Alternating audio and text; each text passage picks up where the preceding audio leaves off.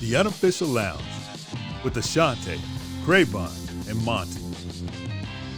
We're here to give you the insight into some of the biggest plays you remember, involving the people wearing the stripes. We look at the grit it takes to become an official while exploring the history of officiating with the people who made it. It's more than black and white. In this episode, you find out a little bit about each of the three hosts. What did it take for us to get here? Hey man, it takes a lot of luck. It takes a lot, but you got to put yourself out there for that luck. And I've had some great mentors over the years. We'll play a little game called Under Review. We'll see how fast we can think on our feet. We finally made it to the first show. This is us.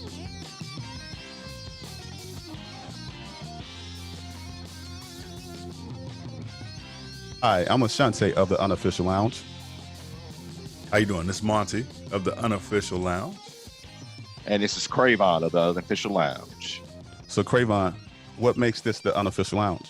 What makes this the Unofficial Lounge? We want to give people a behind-the-scenes look on how officials really prepare, what officials do to really start out their life in officiating, and what keeps us going, the friends, the relationships we develop, and some of the fun adventures that we get to participate in as well.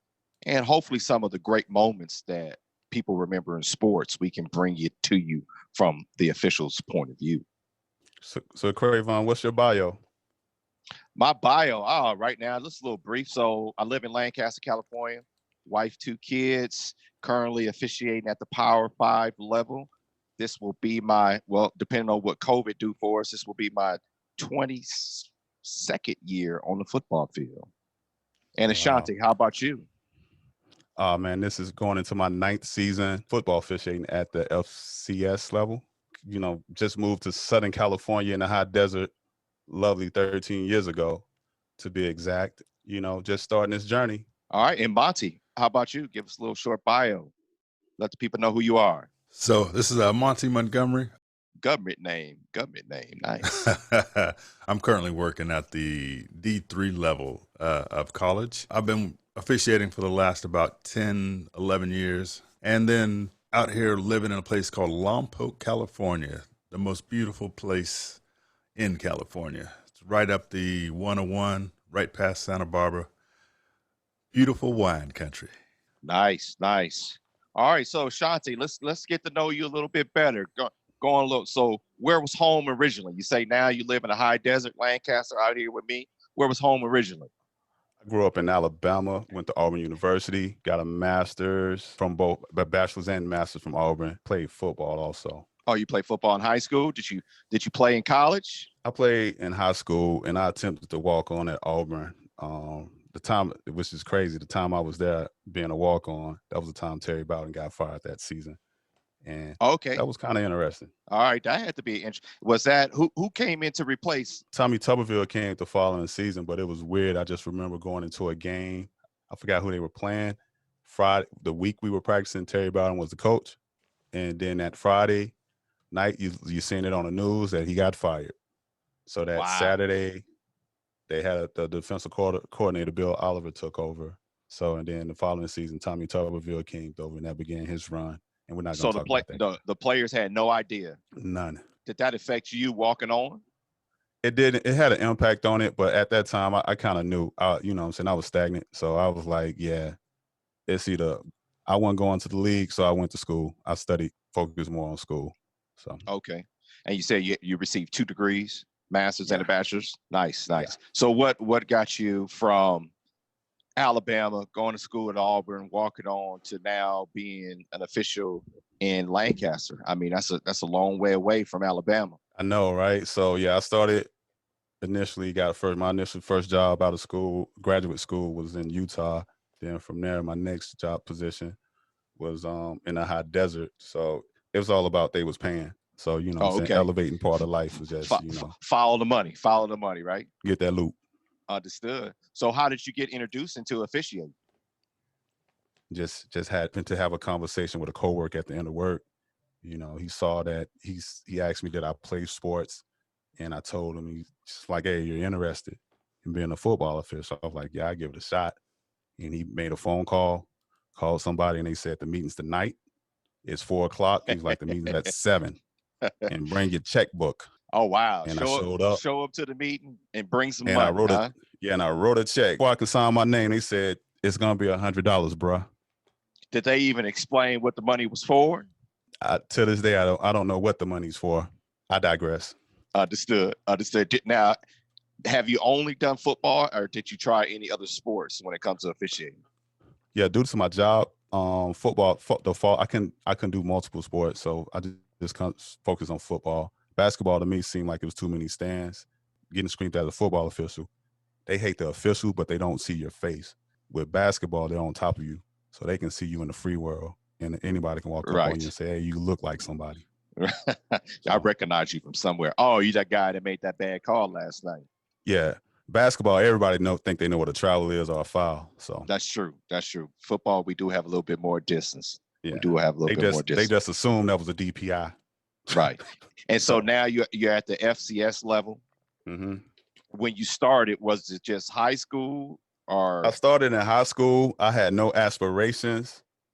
I didn't think, because I was like, this high school stuff. My first year, that's when I got a varsity game my first year. In my mind, I thought I was nice. They was appreciate my skill set. After week, the third game was a varsity game. And they did that with the wrong person, because you are not the humble one. I got humbled that game.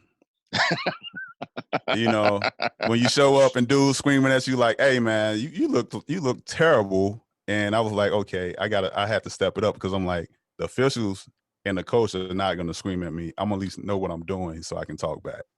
So it forced me to be the person I am today. Gotcha. And what made you decide that it was, you want to advance beyond high school? Man, I met this dude. He was also the first year instructional chair in the association. People may have know him. I think his name is Cravonne, and he was doing Division III and at that time, and he was, what I'm saying, he called a liking to me. And I thought you was just following along. We couldn't get rid of you. Me and Micah couldn't get rid of you. Because like at the same time, like when I was doing football, like I said, I had my job. People assume like, okay, I wouldn't stay long, because okay, it wasn't about the money for me. It was just me being around. And so this other guy, like I said, this guy named Cravonne said, "Hey, bro, you look good. If you're interested in doing college, you know what I'm saying, give it a shot." That was year 2. Year 1, he didn't know what he just saw the big guy in the back. I actually got to follow Cravonne to his game, one of his college games, and just to see it, and it kind of like piqued my interest in like, okay, it's better. So we won't name no names, but are we talking about the game that we had the locker room incident before the game? Yeah, the Johnny Manziel Alabama game. You know what I'm saying? That's when I learned to take was on TV, and one official wanted to leave the TV on, and the other official wanted the TV off. Oh yeah. That was. That's funny. When I learned the seriousness of the pregame, and how I always take a pregame serious now. And the pregame, for those who don't know, is where officials come together to talk about how we're gonna work the game. So, and from there, I just started going to camps, getting invited. Again, Cravonne told me about a camp to go to for a great entry level camp at that time. At the time, still is Tate Council, and I went from there initially, and that's how I got put on a JUCO crew in college. So for me, most of my success is attributed to going to football camps. So that's my grind, is going to camps, going to meet and get my name out there. And then from there, I went to another camp, and that's how I got picked up, Division III. What is a camp? Yeah, how'd you describe a camp? Cravonne. I do have the privilege now to be a clinician at a few camps around the country, which is cool, because I started out like everybody else being a camper, and then now being able to go to some of those camps and give back and be part of the instructional staff is great. But a camp is a place that now camps are, it's starting to change, develop. It's a lot of networking going on, getting your name out there. But mainly you get the toolage from people at the highest levels, NFL, Power 5 when it comes to football. So, and it gets you out of your area. So you get to meet a lot of different individuals, develop some relationships and some friendships that you wouldn't get to have. But it's really just the opportunity to spend 3-4 days of football, right? We get more instruction from the camps than sometimes you do of sitting in a classroom 10-15 meetings. So from that, I saw that camaraderie and that experience, you know what I'm saying? Like, this like almost like a family. And Correct. From there, I wanted to proceed into this lifestyle more. Speaking of family and just looks like you met Cravonne early on in your career. So I've got a story about how I met Mr. Ashante Jordan. Oh, this should be funny. So, me and Monty met at a camp. So we met at a camp. So that's why camps are kind of a through line that you'll probably repeatedly hear throughout this podcast. Can't pick your family. So it's interesting story. So I'm gonna start, Monty. Okay. I'm gonna give you my version because we were finishing up this camp. So hold on. I'm gonna let you day. give your version, and then I'm gonna tell you guys the truth. Yeah, that's what I'm saying. I'm gonna start off where this is how So it's like we leaving the camp, and Monty was in the car with us as we're going back to the hotel. So Monty gets in the car. Well, I'm just bumming and a I ride. say something to Monty gets in the car bumming a ride, and the person driving the vehicle, I say something to Monty that, you know what I'm saying, I was just trying to poke the bear, being funny. What city were y'all in? We were in Houston. Okay, Houston. Okay. And so we're driving back last day, you know what I'm saying? And like I said, I say something to Monty to poke the bear because I saw, again, Monty is in this Division III conference I'm in. I didn't know who Monty was. I'm like, I've been doing all this stuff to get in this conference. Who are you? So I kind of, you know what I'm saying, try to poke him. Monty just smirked me off. So let me tell you what really happened. Because he made himself seem so polite during that. So tell us the truth, Monty. Me? So it's day 3 of this camp. So at the camps, not everyone's driving. I don't think I had a rent-a-car at the time. And so I know of Ashante and a couple of the other fellas that are from California. So these camps are places where there are people from all over the country. They all come together. And so I know we're all going back to the same hotel. So I ask, hey, can I jump in and get a ride? So we get to the car, we get going. Ashante asked me, as he says his just ask his simple question. His simple question is, so I hear that you just got hired in Division III, California. I heard those are some of the best officials. We ain't gonna get in all specifics now of what I said. I just said what I said. So he said, I heard you got hired. Because here comes the truth, right? And I heard those are the best officials in California, and I heard for you to get hired, you have to be one of those best officials. And so I just, spin around, take a quick look. And I say, yeah, I did get hired. And what the fuck, why are you sweating me? And since that day, now it's a laugh for us.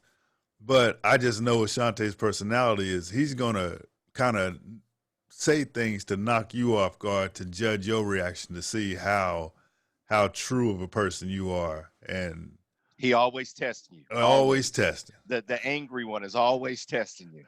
But the funny thing is, we end up the same season. We end up working on a crew together, working on the same football. I bet that lasted only one season with y'all two. I wouldn't let y'all two work together. Y'all riding together and hanging out afterwards. Yeah, that's it wasn't that. It was like Monty got to choose better friends. Like, you know what I'm saying? That's all I would say.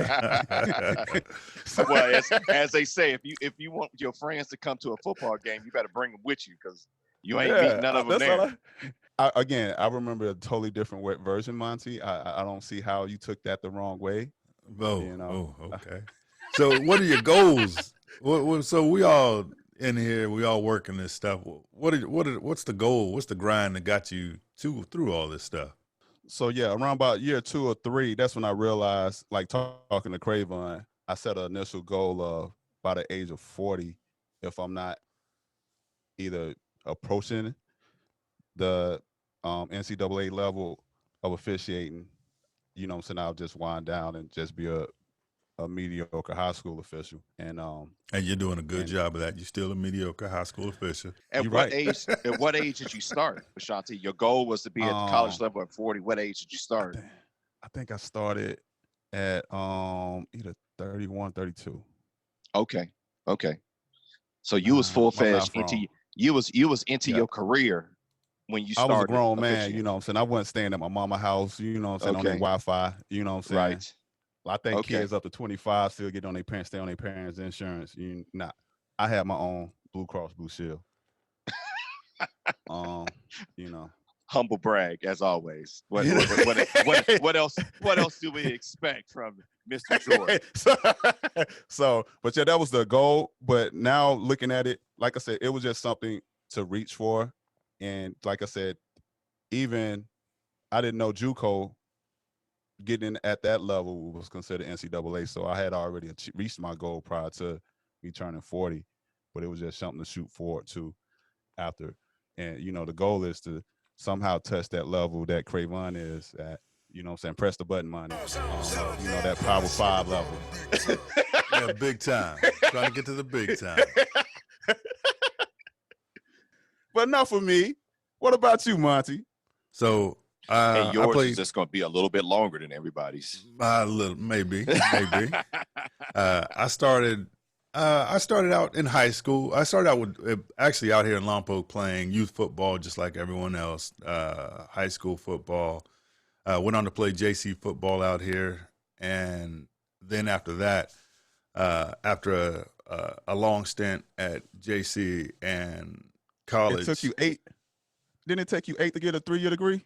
No, I wouldn't say anything like that. I'm a little bit like Van Wilder. I just take time to appreciate things. You wanted to experience all of the classes. I never know. There might be a pottery class that you just fall in love with. So, how you appreciate a local university that you familiar? Most people go out of town to appreciate a university. You were local. Well, this is JC, and then I went on to Fresno State. So then I graduated from Fresno State, put myself through college working for Budweiser. And when I got done with school. Did you drink up the supply? They really let you work there? No, I don't particularly like beer. Oh, okay. I was a good fit there. Okay. Went there. Came back home and started working out here at a place called Shumash Casino. Give a little plug for work. I've been there 16 years. Can they give us a sponsorship? I mean, you just dropped a plug for them. Can they give us a sponsorship? They might give us some water or something. So okay. I was at getting into football, though. I was at a wedding with a fellow named Bobby Kennedy. He's currently I believe, CFOA instructional chair for all California high school officials. Yeah. Southern California local legend. Okay. The Kennedy brothers. The Kennedy brothers, yeah. Him and his brother Scott. Okay. He dropping big names for somebody, you know. Yeah, man. You know, he came in this big time. It's right off the top. Okay. Hit the button.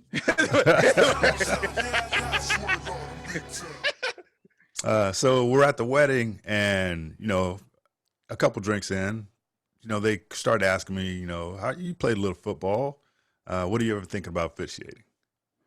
And for me, at that time, you know, I'm not really thinking about football officiating or anything like that. I just, you got to go out there wearing those little funny pants, and I'm not going out there like a little clown.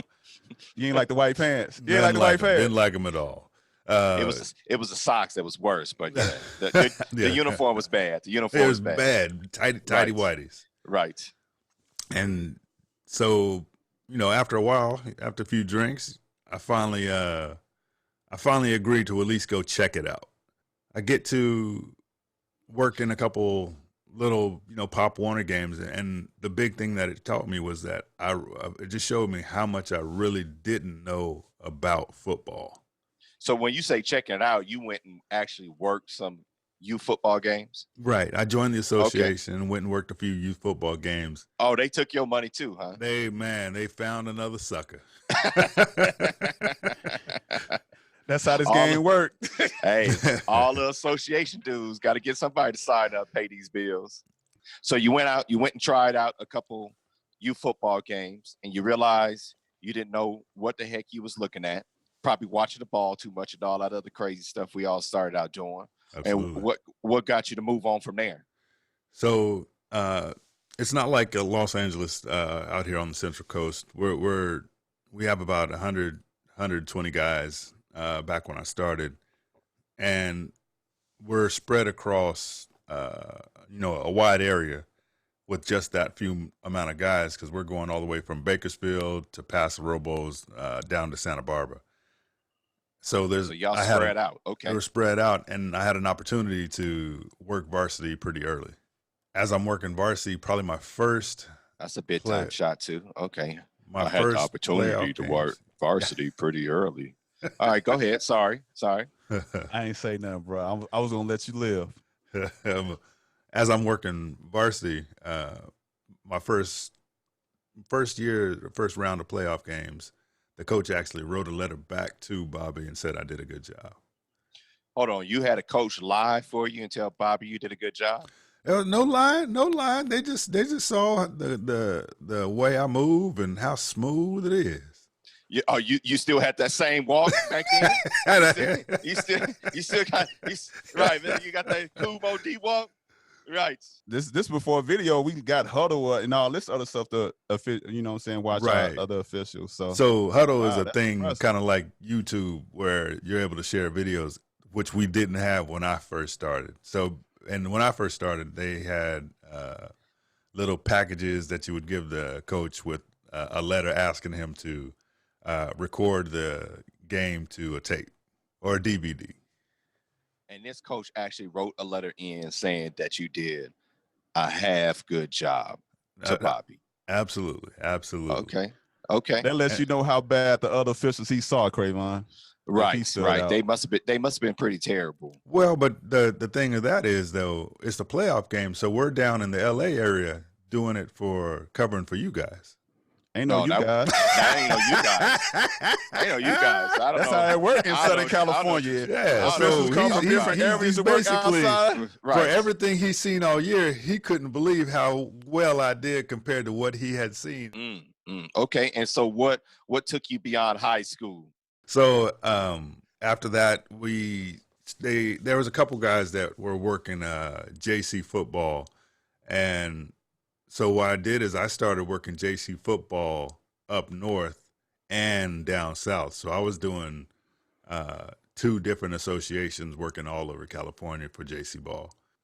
North and south, huh? North and south. So I'd go all the way from Sacramento down to San Diego to do football games.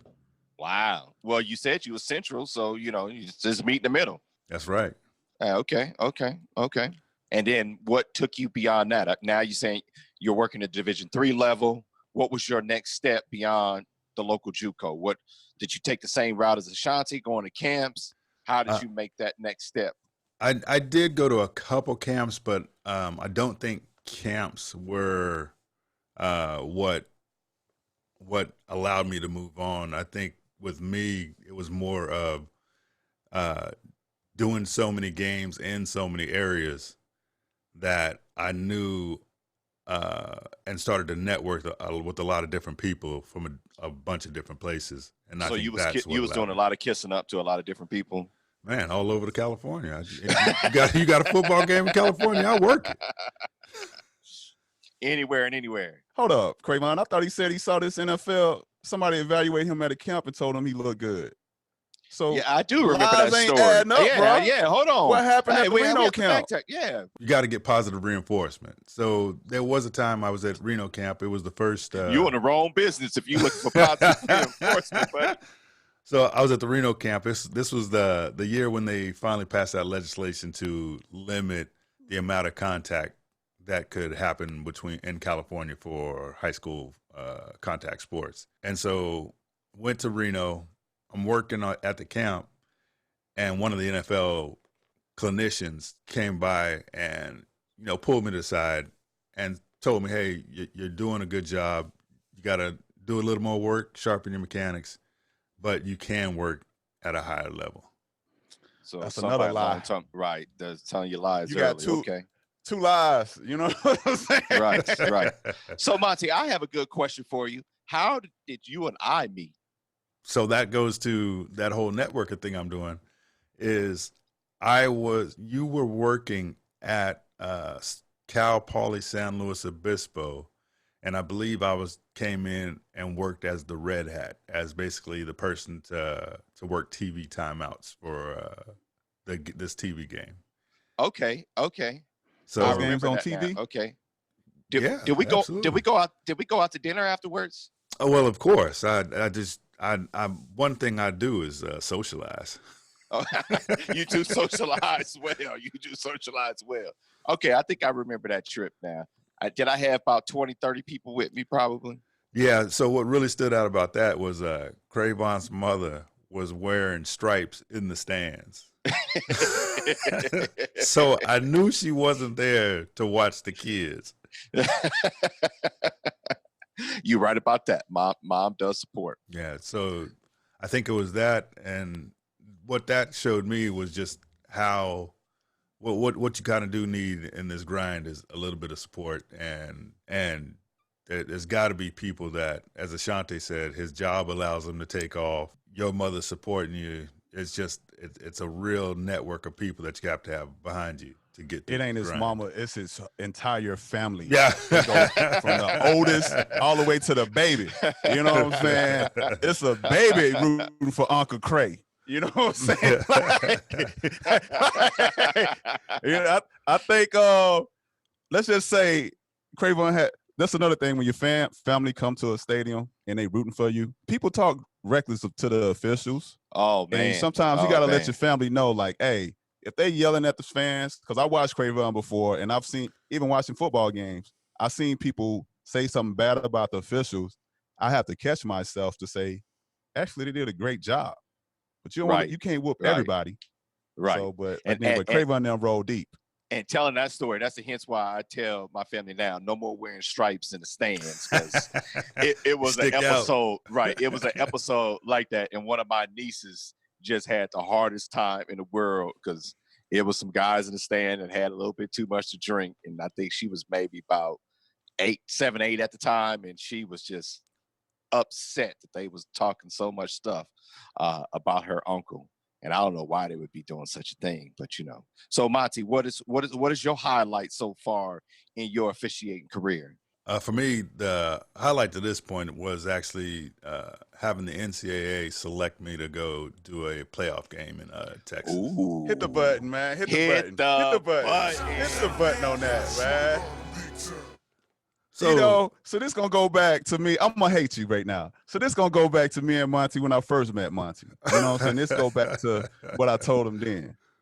Like, what make you so great to get a Division III playoff game selected over everyone else in your conference?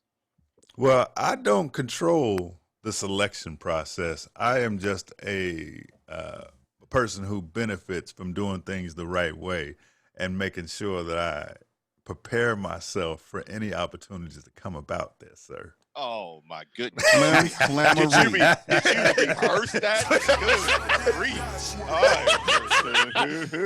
Flammery. So hold on. But yeah. So where was that game at? Austin, Texas. That was my first time ever to Austin, and I've got to say, the 36 is awesome. Loved it there. Okay, did you go down 6th Street? Absolutely. Oh, yeah, buddy. Absolutely. We enjoy ourselves after the game. Once the work is done, we work hard and then we play less hard. Less hard.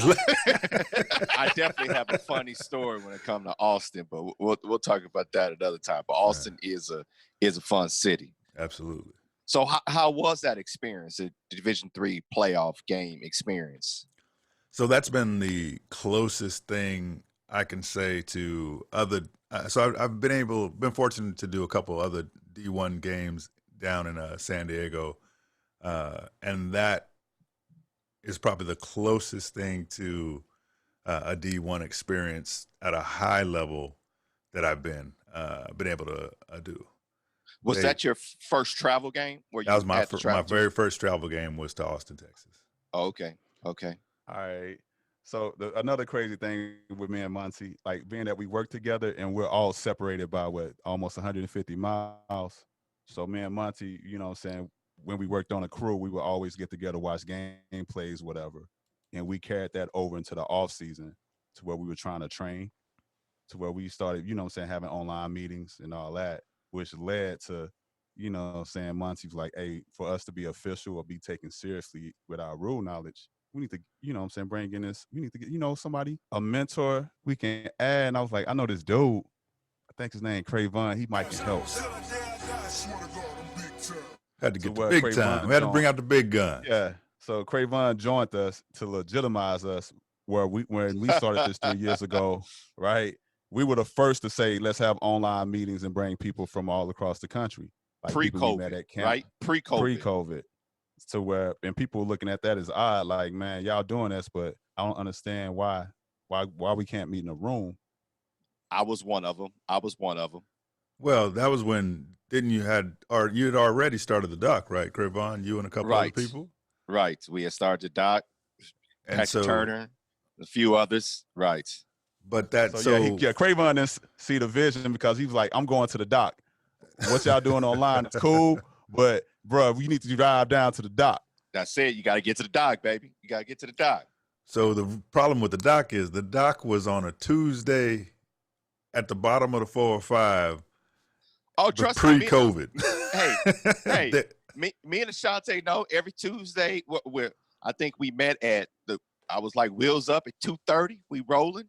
Sometimes we got there at 4:30. Sometimes we got there at 6:30. It just depends on the freeway. Lovely California. Well, so Southern California on a work day. So, right. But for me, why I couldn't make the dot, for me, coming from the coast, it was a guaranteed 5-hour drive. There was no ifs, ands, or buts. Which go back to what I said, man. You got to have a job that willing. You got to take those time off hours, commit. So if you don't, I can do the hours in the fall, but even like so at the spring, like I have to go. Okay, I can do this. I can do one doc meeting a month. So you got to have that time. So Monty came in with all these ideas pre-COVID, the Google Hangouts. I mean, we done a little bit of. I think we didn't use every streaming service out there. Got to test it. Got to try it. See which one works best. And so, Monty, we haven't asked you, what was your goals, though, man? What was the goals once you got moving up into officiating? What was your goals? Once I got into the JC level and started kind of working JC bowl games, and I think at that point, I knew that I could try and work some D1 ball. And then with my background in a little bit of computers, the thing that really interested me the most was trying to look at the replay angle and try and get into replay. That's my ultimate goal. Okay. So the ultimate goal is the replay booth, not the field? It's the field to the booth. I think the field gives you the right eye and gives you the understanding of game flow and specific rule knowledge, and then that takes you into replay. Okay, but you want to get there before you're 60, right? I know. I don't know who this dude. Absolutely, he's giving this all articulate, well-worded answer and loud. Right. And where's the gentleman at? And I ain't talking about the gentleman. I'm talking about the gentleman you drink. He needs to drink that old cheap brown again. Get you a swig of old cheap brown. He's so structured and formal tonight. It's amazing. Like, come on, man. You know, we are unofficial, not official. Where's the he all official. Monty? There's plenty of time. There's plenty of time for that to come out. Let's get off this guy. This guy on some hold on. Let's enough about how'd you start, Cravonne? You know, it was for me, it was all economics when I started officiating. It was real simple. A high school teacher of mine saw me volunteering coaching at the youth level and said, how much of your free time you going to continue to go out here and give up? Or do you want to make some money? And that's the words I needed to hear to start officiating. Every Pop Warner coach think they Bill Belichick though. Hey, you know, I had my playlist. I had my script. You know, I had my 10 plays to start the game off with. Oh yeah, man, I was it. But I wanted to stay involved in the game, and I didn't know at the time different ways of staying involved in the game. And being that I played in high school, my parents was a big part of youth football out here in the Antelope Valley for many years. So when I was done in high school, because my playing career wasn't going to go far, because I graduated high school, I was 4'5" and about 130. So I was tiny. I got all my height between the age of 19 and 21 is where my growth spurt. How old are you now? Now 40. And I think you're still growing. Maybe the wrong way. He maxed out. He done maxed out. Right. Yeah, he got these kids learning these exotic plays. They don't even know how to do new math. You know? Oh yeah. Oh yeah. I had the whole route tree. Yeah, we was doing it. It was big time. Come on, man. I was doing film review. Oh yeah, we was on it. Moving on. Right, So, but yeah, exotic. but no, that's how I started officiating. High school teacher of mine's invited me to that same old meeting. I was young though. I was 18, 19. So they didn't hit me up with the check at the first meeting. They kind of slowly egged me along before they started asking for money. I know what they do there. So they let you do a game and No, say, hey, no, why no. don't you give up that first game no. check? Oh no. No, let's not go too far. That's the new age, how we trying to slowly get people into it. No, it was just, I actually showed up for the very first meeting of the year, and the checks wasn't due until, like meeting forward, where you had to, if you wanted to schedule, you had to. So you went to all these meetings, and then it's like, oh yeah, you got to pay this money.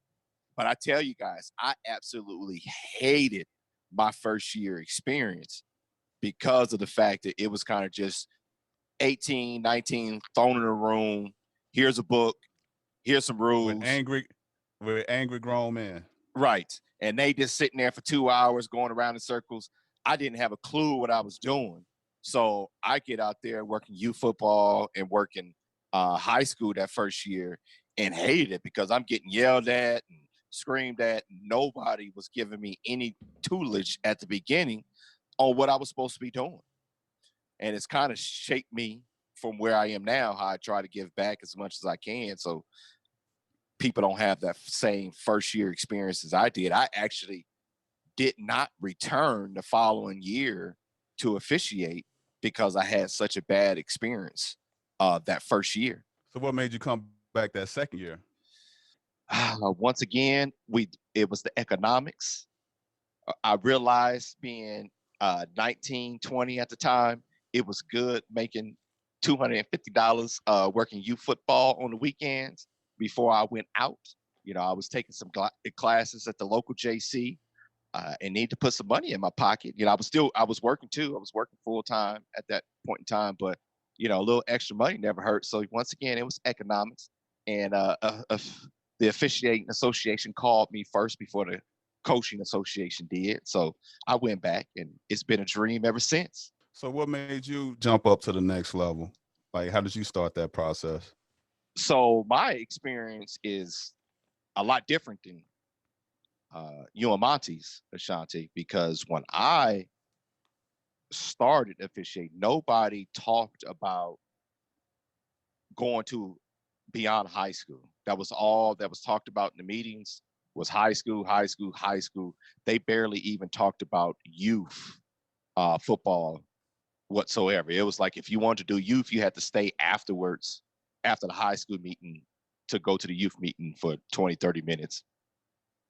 And I didn't know that it was an opportunity beyond high school until I went to a camp at Fresno State College, probably about 5-6 years into my career is when I was exposed, like, wow, there's I can go beyond it. I mean, I knew it was college football and stuff, but you just don't know.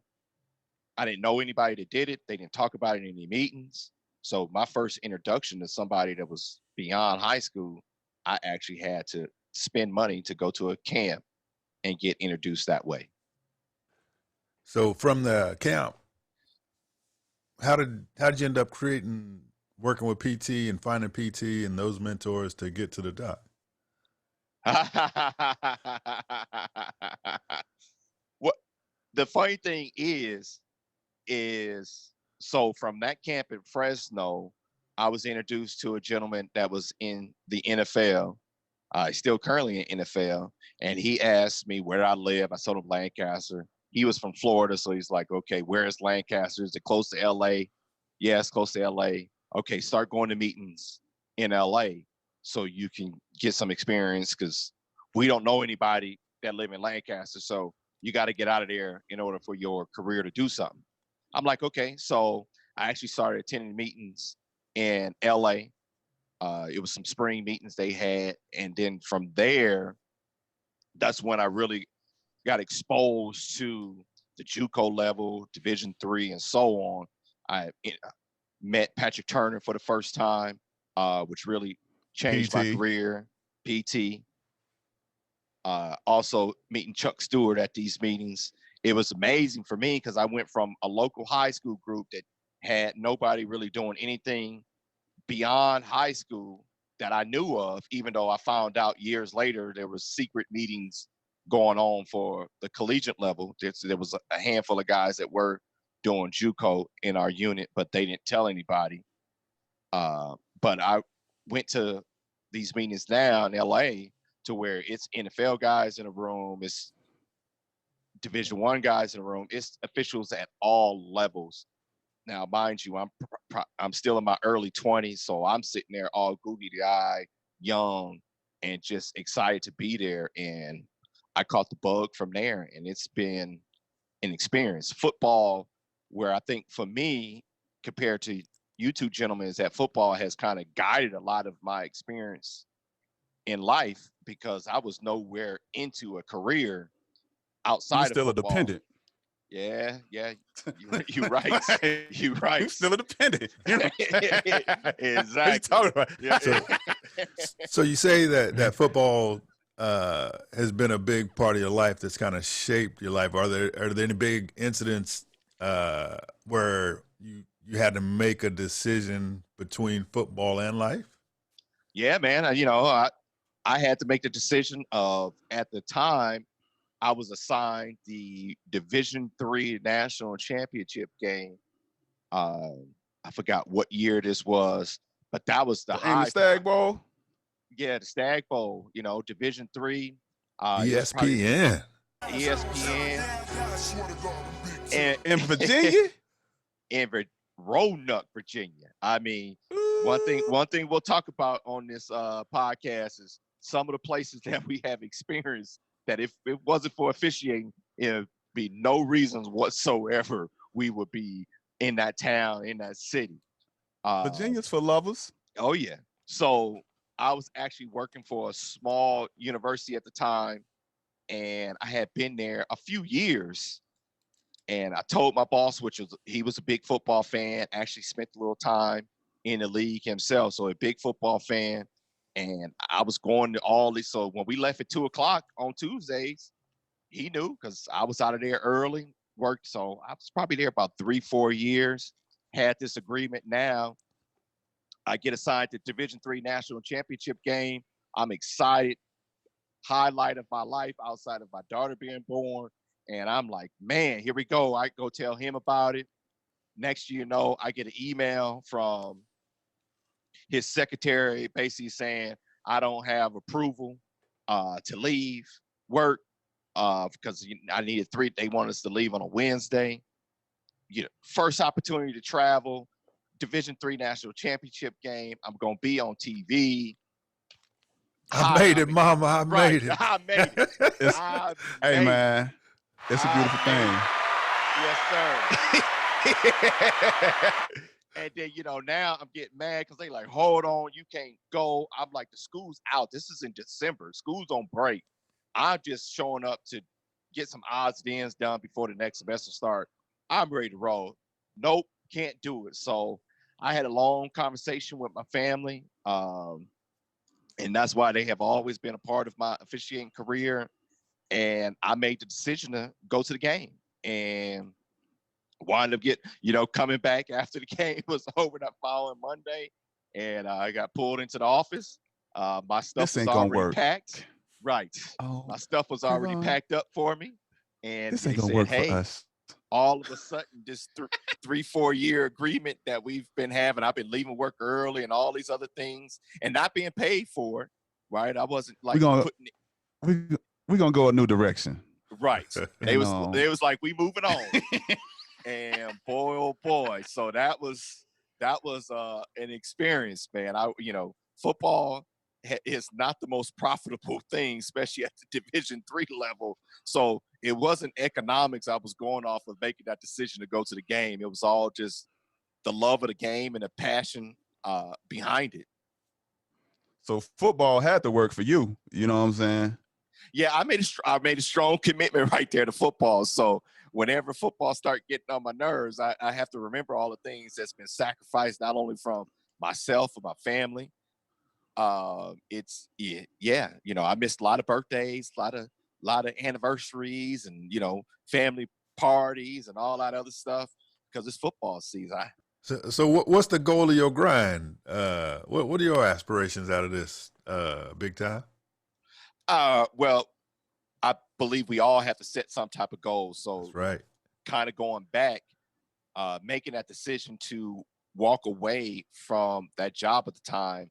My daughter was probably 2 or 3 at that time when I walked away to go to the Division III national championship game. And so when I made that decision, which was a big sacrifice, I said to myself right then, if I'm not Division I by the time she hits kindergarten, I'm not going to quit, but I'm going to start slowing down, going to all the different meetings, sacrificing all the time with family and so on, and just be more like just a local official, go to the local meetings, do the local games and so on. And the summer before she started kindergarten, I got the call to work at the FCS level. So I hit Division I that summer, which was an absolute amazement. A lot of sacrifice came from it, but it was like, okay, I did something that nobody else in my local area had ever done. So I really was like, okay, I'm really, even though it was just the FCS level, it wasn't big time. Whoa, what do you mean? Oh, my bad. Even Hey, man, I though wanna hear it's this. only the FCS level. Play the violin for that, man. I want to hear that something. So You when he understand said- there's only one other level above that. It's called Power 5. So he got lucky. it was, hey man, it takes a lot of luck. It takes a lot, but you got to put yourself out there for that luck. And I've had some great mentors over the years, Chuck Stewart, Patrick Turner. I mean, but it's a whole list of other people that I can name as well. But those two gentlemen has been just one of the highlights of my career. I wouldn't be here without them, but also with my family, my mom, dad, my wife, my kids, making the sacrifices that they do. My parents babysitted a lot because, my Hey, wife man, was you riding sound like you in a games. doghouse right now. I have gotten in the doghouse a lot of times, going to meetings and doing different things and not forgetting I had meetings or whatever the case may be. And then now with this whole COVID thing, man, we have so many Zooms and all this other stuff that I forget about, and it's like, oh shucks, I got a meeting, and it's the family takes a sacrifice to get to the level that we at. But the ultimate goal, yeah, if I can get to the league, I would love that to. Sunday game. But it's that Sunday game. It would be a true blessing and a Hold joy. But But if you've I been stay fortunate where I'm enough to at work. the Power 5 level, if I'm fortunate enough to stay at the Power 5 level for You hear another this humbleness, Monty? 20 plus years, we good. We good. You hear this? But haven't you been fortunate enough to work in a couple of leagues that been cut prematurely? Yeah, man. Defunct leagues. It's been, You've been fortunate enough to. We've been involved in 2 spring leagues now that no longer exist anymore. The AFF, the XFL. right? It's but the AFF was kind of doomed from the start. Even though it was a cool experience and a good opportunity, they was having money issues week one, where the XFL, I think, if it wasn't for COVID, I hope think you ain't put us in no liable situation. They may not. They may think they may have had their money right. You know what I'm saying? Well, it don't matter now because they gone. They gone. Exactly. Put us in you saying they showed up to the party? Hey man, Jingling chains. It took a little while to get that first check. But yeah, man, spring football is needed. I think one day somebody is gonna make the investment to where it's gonna make it, and people are going to enjoy. Don't hire you. Be right, but yeah, right, the guy slept right. He always got a cloud over him. Breaking down, right. Breaking down league. Right. I can start him, but boy, we can't finish him. Man, oh man, that was COVID has been the doomsday of many things so far in this 2020 year. But yes, I have had experience at the professional level in the spring. All right. So we got this thing under review. It's just like when we're on the field, go under the hood, you got to make a decision. And so we'll ask a couple people a couple questions and see what they come up with right off the top of their head. Should be good. Under review. Who's going first, me? Go ahead. Under review, Ashante. Under review, where is a place that football has taken you that you would have not gone, would have not been for officiating football? A place that football took me that I never would have went was Mississippi. Mississippi. Hold on, you grew up in Alabama. Ain't that the same thing? No, it ain't, bro. Okay. All right. And where did you go in Mississippi? I went to lovely Jackson, Mississippi, for my FCS game. Okay. Now, a question that we kind of already asked, what is your biggest accomplishment outside of your Open Championship game when it comes to officiating so far? Getting hired at the FCS level. So getting hired in and then doing that game. So that's one of the biggest accomplishments. People, when I walk in a room, you know what I'm saying, I get respect. Oh, from who is that? It's all in the mind. Because I need to talk to those. It's all in the mind, baby. I need to talk to those two people. Those two people. It's really three. Me, myself, and I. You're right about that. So you're right about that. Yeah, so that's it for me for under the review. What about you, Monty? So where did football allow you to travel that you would have never went to? So I'd say probably the most fun I did say was Austin. That's the most fun I've had as far as officiating. But the most interesting, I'd have to probably think it was probably Houston, hanging out with the two of you. Okay, for the camp. For camp. That's impressive. Yeah, that could be some. Well, I don't know if we're allowed to tell some of those stories on this podcast. All right, so the next question is, what career accomplishment made you most proud? I think at this point, it's been off the field when people actually ask me to cut video and things like that for them, people from across the country. Who? That's my business.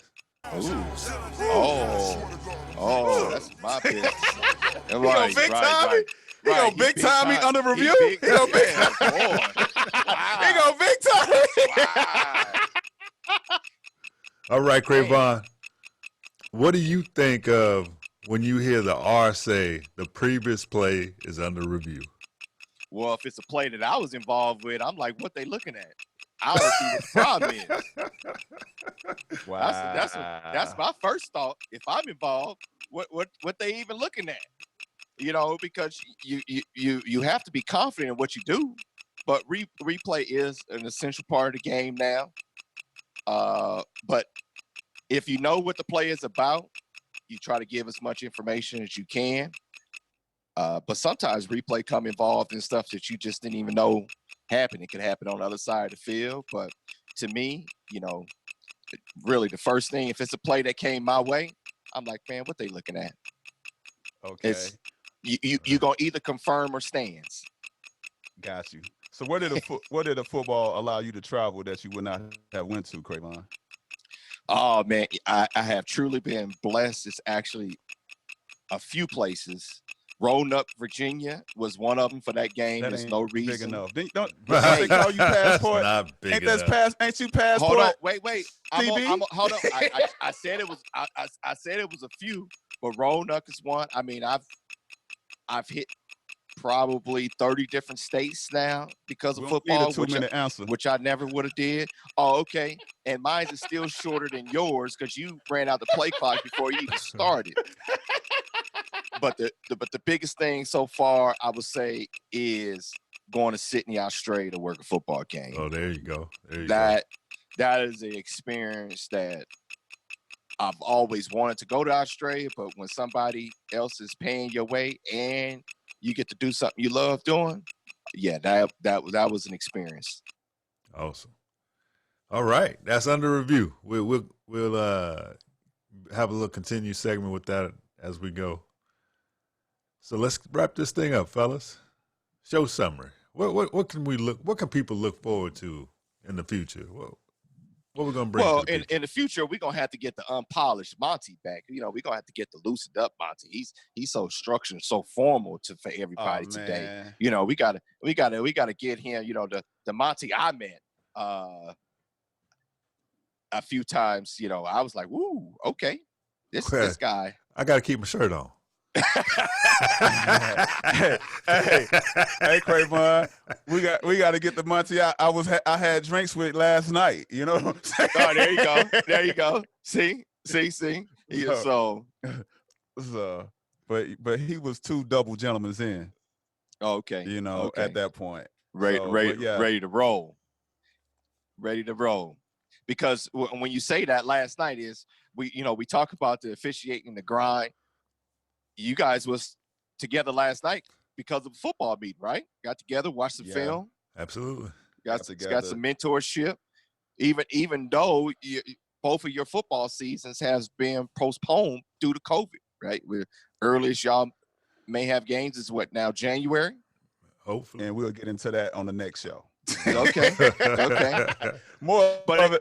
But it just shows, right? But it just shows of our dedication that you still are going out of your way and participating and still developing, still training, still getting that toolage.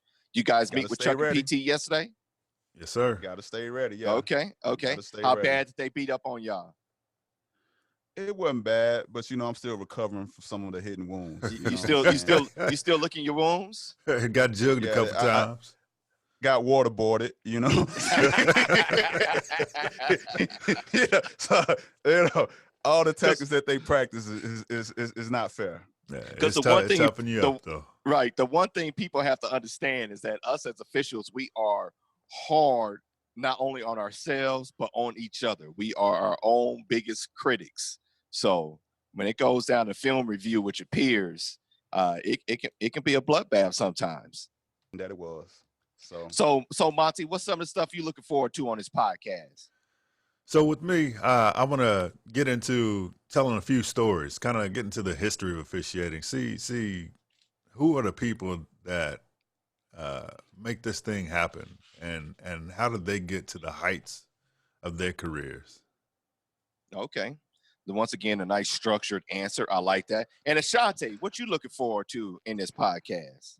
For me, it's about the story of how people got into the game. You know what I'm saying? Like everybody's background, interests, and peaks to get them involved in football or whatever sport they officiate. Like what led you to, try to pursue this, to get yelled at as, something that started out as a hobby, but actually could reap financial benefits.